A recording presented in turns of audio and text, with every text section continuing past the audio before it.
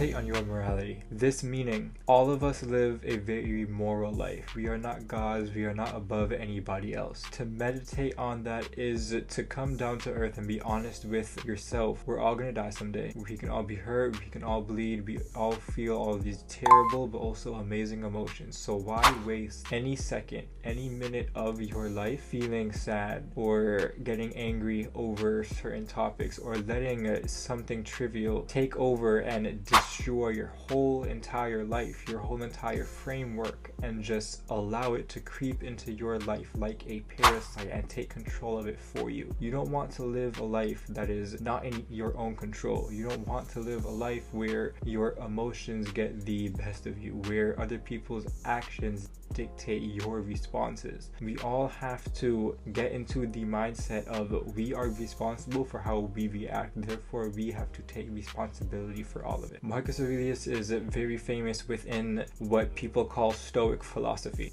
He was a part of a group of men, very stoic men. All of us are familiar with, Spartans, Romans. They were really intense genres of people. Spartans have a reputation of demanding the highest quality out of your strength of mind and strength of body. A similar thing with the Romans. Now, when people hear Stoic, automatically they end up hearing that you have no feelings, that you keep them all bottled up, that you have no track of them, that you just try to completely avoid them. But that is the complete and utter misdirection of the true meaning of Stoicism. And what that is to direct your emotions in a different way that doesn't have a negative effect on your mind nor your body. A million different defects can be happening all around you, but by you keeping a stoic expression, a stoic mind state, you control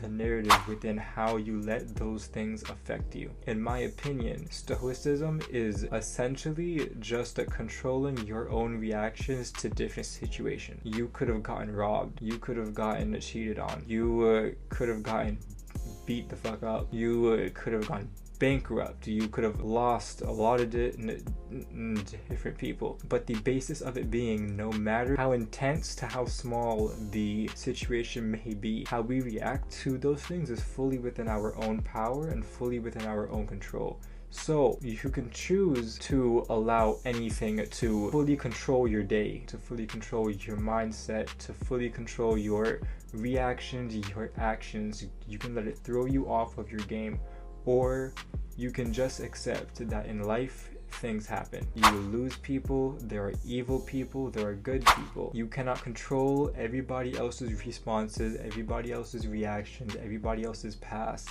that caused them to do to you what has been done to them. We all know that hurt people because of their own past, of afflicting that onto you. There's something that I love to tell people anytime someone tells me they're anxious and they need some type of help, they are trying to figure out a way to live their life better. I always tell them 100% of the time, your anxiety comes from you trying to control things that are out of your control. So therefore, how people react, other people's actions, how people treat you, what people do to you, none of those things are in your control. What is in your control is how are you reacting, how are you taking in all this, how do you treat people, how do you enter a room. All this makes a big impact on your life. How is your work ethic, not anybody else's? How are you handling your situations? By only focusing on the things that are within your control and within your power, you have a better clarity and a better mental state to keep on driving towards your higher purpose. To meditate on your morality is taking a second to breathe during intense situations, to allow yourself to remain in a state of calmness. Something I love in Marcus Aurelius's his journal was he was in the middle of war, but every now and then he takes a moment to just stare around and see how beautiful everything was around him. The ashes falling from the sky from the volcanoes or the fires, how the dew on the grass would reflect the light, how the sunset looked, how the trees looked, how he can hear the birds chirping, the way the lake kept this serenity. He took moments to look, to search for all the beauty, and he took the moments to listen to all of the beauty around him. Because life isn't all about all of the bad that is going on around us. Life is not centered around every single bad thing that is occurring to you or has occurred to you in your life. It is in your choice to stay there, to stay in this rut, to stay in this negativity, this evil. It's all in your choice to stay in it. So choosing to react to it differently makes a giant difference within your life. I want you to just imagine a life of complete happiness, of complete peace. You have the children you want, you have the life you want, you have the mindset you want, you have the health you want, you have the wealth you want. Just imagine it. This is your dream, right? It's up to you to make that become a reality, because it isn't just a pipe dream. I don't care how old you are, 15, 16, 20, 30, 50. If this is something you really want, it is up to you to take on the accountability and the responsibility to pick out all of the tiny things you have in your life, even the big things you have in your life that are causing these roadblocks and these obstacles preventing you from getting there. Because more often than not, all of the obstacles that are in our way are within ourselves. I say this plenty of times, it's you versus you. You are blocking yourself, but you are also pushing yourself to succeed. And depending on the road that you go down depends on where you end up. Because I can guarantee you aren't going to end up in this very happy dream place that you have in your head right now. And I really hope you kept that thought in mind, that goal of where you want your health and wealth and happiness to be.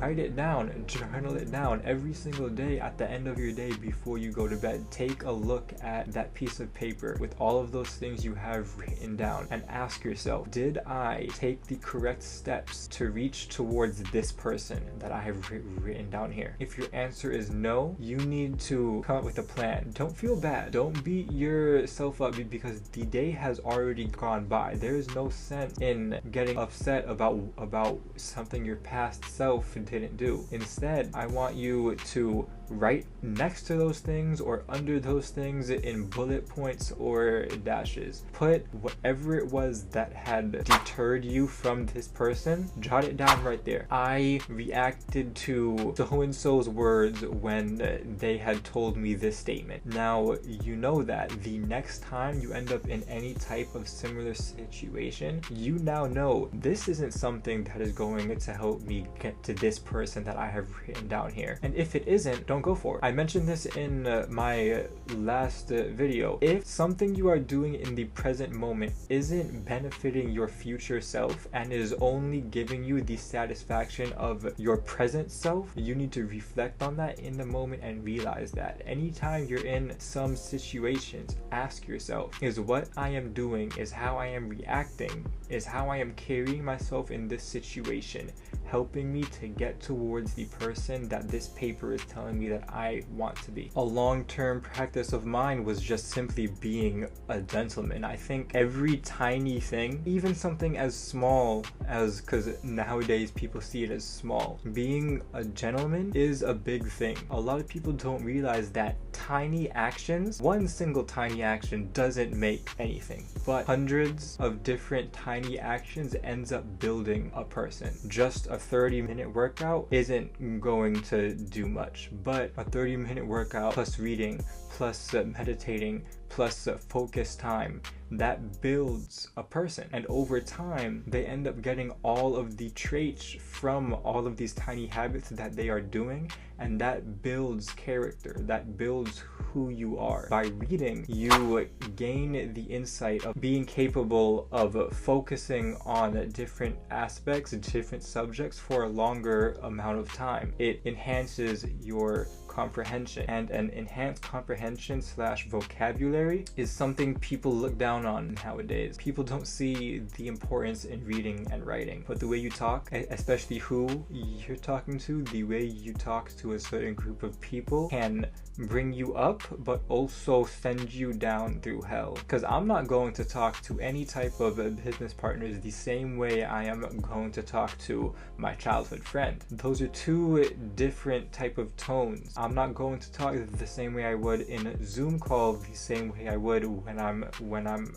out with friends. It simply is foolish to think that you can act one certain way and everybody has to revolve around that certain way. And if they don't go along with it, they don't agree it, forget them. No, that's arrogant. That's the same way as thinking if you are going to date a man's daughter, that how he thinks of you doesn't matter. It's arrogant for you to think of that. A lot of people have different thoughts, different levels of insecurity, we'll say.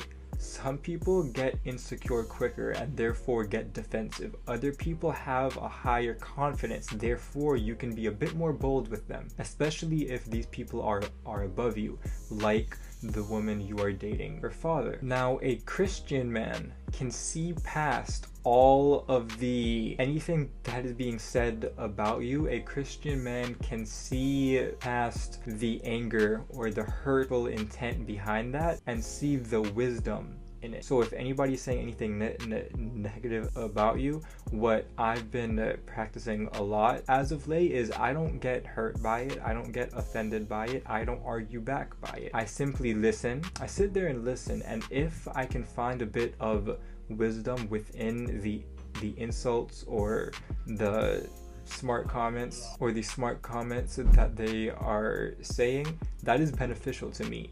Now, I'm not going to give them what they want by allowing them to control my emotion and my reaction and feeding into the bullshit they have to feed. Something I live by is the words of the weak have wisdom. If you see it at that perspective, everything is about perspectives. The words of the weak is somebody talking to you in a manner of just hurting you or trying to hurt you, trying to one up you, trying to maybe show them that they're better than you. Those are the words of the weak. They end up showing their own insecurity to you by their actions in doing so. A Christian man or any man with this type of perspective mentality to it, you can find something of what they are saying and use it to your advantage, not to throw back in their face during the interaction, but to take into account for yourself, reflect on that,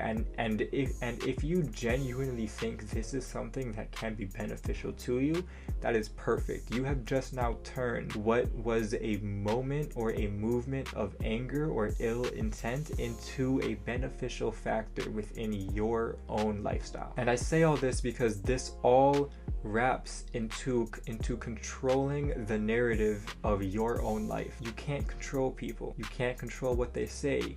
You can't control what they do to you. You can't control how they make you feel. The one thing that you can control, the one thing that you should 1000% of the time take accountability for, are your own actions to certain situations, to certain different reactions. I just now saw a clip the other day of Imam Ghazi at a dinner table with friends, and this what seemed to be a spoiled rich man had come up to him, pointing his little finger in his face, that dirty finger in his face the whole time, and was telling him, "This is my seat.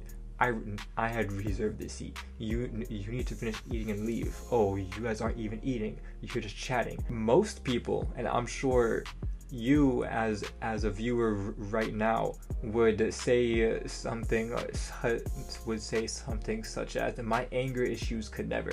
It's not your anger issues, it's you. And I see this pretty frequently in comments of similar clips like these. My anger issues could never. Anybody who says that doesn't have a sense of accountability in those type of situations. You as a viewer, if this is something you have said, or this is something you thought when I had brought up the scenario, this is targeted toward you. You need to be able to take accountability for how you react to things and how you put yourself out there in certain situations. Imam Ghazi at the moment is on the road to becoming a billionaire. He is on social media, in the papers. If he were to take a swing at this man, no matter who he was, could have been homeless, could have been the richest man in the world, that would automatically have bad publicity on towards him. He took the accountability,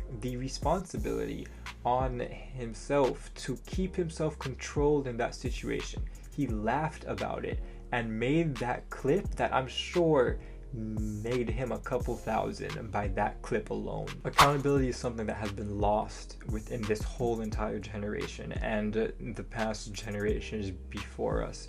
More and more over the years, accountability has been thrown away. Everybody would blame somebody else for their own actions or how they reacted. When a couple breaks up, blame is thrown around. It ended because she did this. I broke up with him because he would do this. Instead of reflecting on that relationship, saying, oh, I could have done this better. Because what benefit does blaming somebody else for your reactions, for your emotions have to you? It doesn't have any benefit for you to sit here and blame somebody else for something that has already happened, for something that has been done to you, for a feeling that you are now feeling. Instead, ask yourself, why am I feeling this way? Okay, how did I put myself in the situation to feel this way? Okay, the next time, I'm not going to put myself in this type of situation to prevent me from feeling this way. Or the million other circumstances that you could do to prevent yourself from this feeling or from getting into that point to where you had to do a reaction that you now regret. You come home every day and you think about it and you hate what you did. Something I'm currently in the process of trying to break down and get used to. At the end of the day, even if I have been productive, I lay there in bed and I think I could have been more productive. The time that I was doing so and so, I could have been doing so and so. I would take that heavily because I'm at the mindset of I have control of my own life. I have control of my own future. I have control of how that takes out. But I'm not going to get there by doing what everybody else is doing. I'm going to get there by my own standards, by my own mannerisms, by my own tiny small steps. All that shapes me into the future I want. All that shapes me into the person I want to be. Reflection is amazing. To allow it to affect your mental state is the mistake a lot of people make, because you could be on a great path. You could be now starting up to get to a better state within your health, your mentality. You start to reflect late at night or sometime throughout the day, and because you made the realization that I could have been more productive in this situation, I could have handled this situation better. Thinking those things and acknowledging and taking accountability for those things is great. But this is the mistake I make that I'm trying to correct. I allow that to cause an effect onto my mentality. I would beat myself up over it. A lot of people are hard on themselves to the point where it destroys their mental state. A boy does not become a man without making the realization that he has to become a man. And I believe that the road to becoming the man that you want to be, or to becoming the woman that you want to be, starts up here. You getting that little burst of motivation, that little tiny idea that you have, that little feeling in your heart of your own purpose, and turning that into something, and then taking the initiative to have the discipline to continue to do things that would benefit that is what makes the man, that is what makes the woman. Your mindset is what will carry you through life. I don't feel productive unless I do these two things every single day, and that is gain knowledge by either reading or listening to a podcast or audiobook, and I work on my body by a run or working out or stretching. I don't feel productive if I don't do those two things every single day. And this is the mistake I make. Learn from my mistake. At the end of the day, I realize that, and I don't feel as productive, and I would sit there and beat myself up over it. Now, something I have done is, and again, writing down your problems, there's some type of law. I'm gonna have Kevin put it up right here, or right here would be better. There is a law that says by in-depth writing down your problem, you've already solved half of it. You've solved 50% of the problem by already writing it down in great detail. I stand by this because every single time I have written something down, one, I automatically feel at ease for it, and two, I realize within the next week I'm making changes towards it because I laid out why this certain thing is a problem for me, and then I lay out the solution right under it. Nobody is going to take control of your life. The only person that has the reins is you. So don't blame anybody else. Do not think or allow somebody else to control your reactions, your behavior, nor your emotions. You control all of that. You take the wisdom out of anything, because every single thing counts. And this is my definition of Stoic philosophy. My favorite quote is what I opened up with. Meditate on your morality. We are all mortal. We're all human. We make mistakes, yes, but we have a life to live. Why put it to waste? Why waste the life that was given to us? You were not sent on this earth to lay in bed and scroll on your phone. You were not put on this earth to get drunk every single night and have zero purpose. You have a purpose. Something else Marcus Aurelius mentioned that I stand by as well is that the next time you find yourself being lazy or doing something that you might regret later on, ask yourself this as well in the present moment. Was I sent here to lay in bed? Was I sent here to go to clubs and club hop? Was I sent here to rely on a man? Was I sent here to hop from woman to woman? It starts with you, it ends with you. Take the accountability, take the responsibility, and take control of your own narrative of your own life. I believe in you all. You got this.